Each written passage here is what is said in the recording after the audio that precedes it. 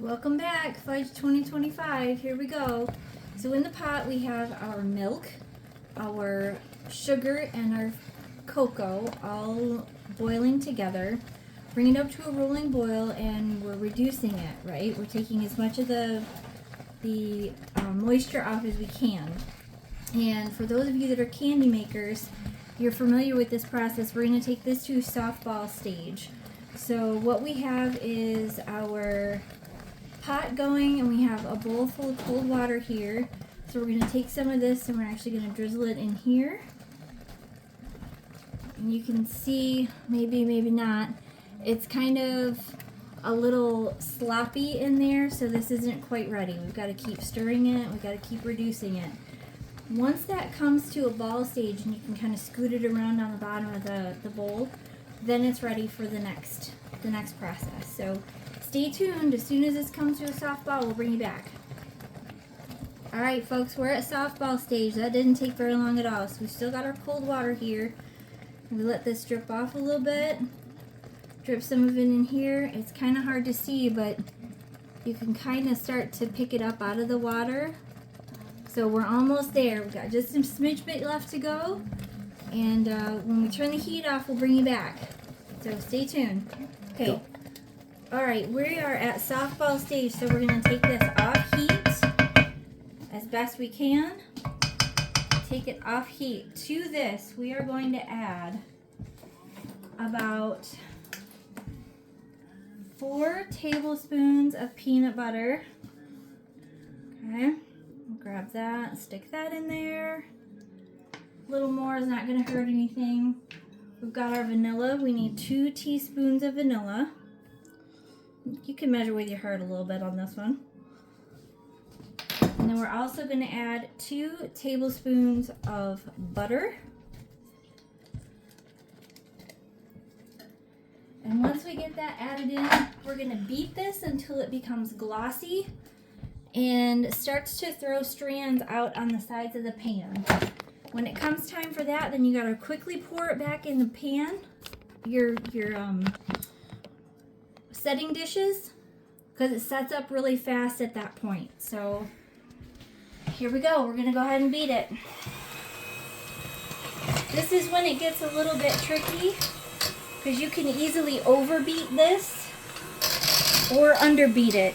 Either way, because this is candy, it can be really particular. So hang tight.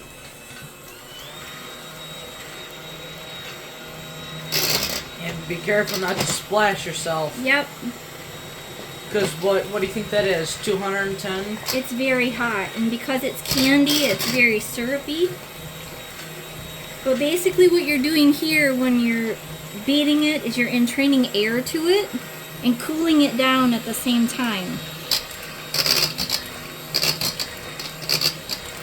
The peanut butter gives it a bit of a depth of flavor. And the butter just makes it lovely. And how long would you say we have to do this for? Probably have to beat it for about 4 or 5 minutes. It's really based on feel. Kind of just have to pay attention to it and start watching as the top gets glossy. I'm using a cast aluminum pan. I was going to say, you're burning your cord. Is it melting? Yeah. I'm using a cast aluminum pan. I'm just trying to keep it off the heat. Yeah. Can't do that. Yeah. It's fine. Just loop go. It. Just go. There. Alright. Now, continue with what you were saying. Sorry, we were having a little technical difficulty there. So as we're doing this, we're cooling it down. And it starts to become less liquid and more thick. You'll start to see your beater marks in it. But once it comes down, it happens fast. You got to pour it into an already buttered 13 by 9 pan or dish. Make sure it's buttered. If it's not buttered, it'll never come out. You'll end up just scraping it out and putting it in ice cream, which wouldn't be bad either.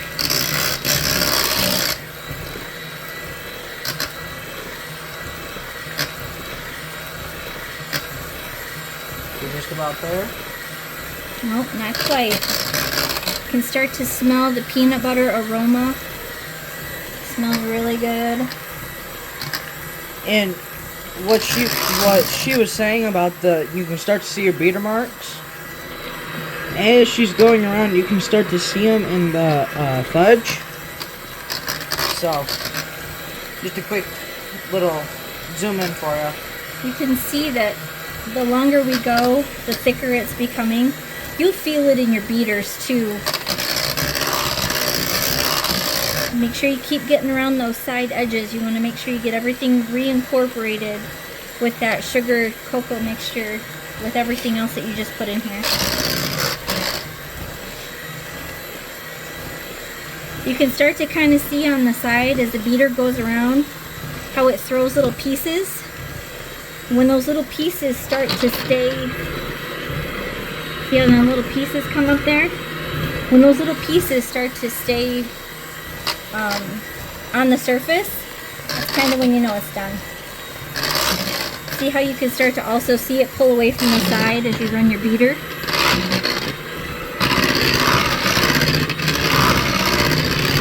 See it? It's getting close. See how those strands start to stick on the side right there? And they're staying on top.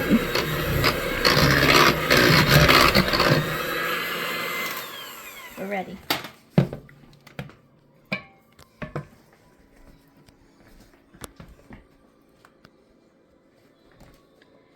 See how thick that is? See how fast it's setting up?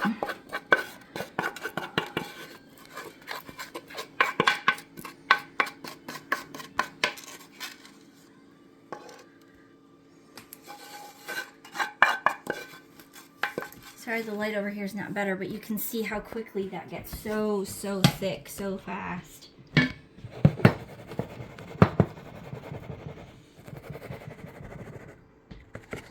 This is just going to kind of be a little extra guy for family. This one will be one that we actually give away to friends and family. So that was a quick tutorial. I know it was super fast, but again, the basic, here's your basic recipe right here. And this is for a single batch. What I made was a double batch. So this is a tried and true family recipe from my family.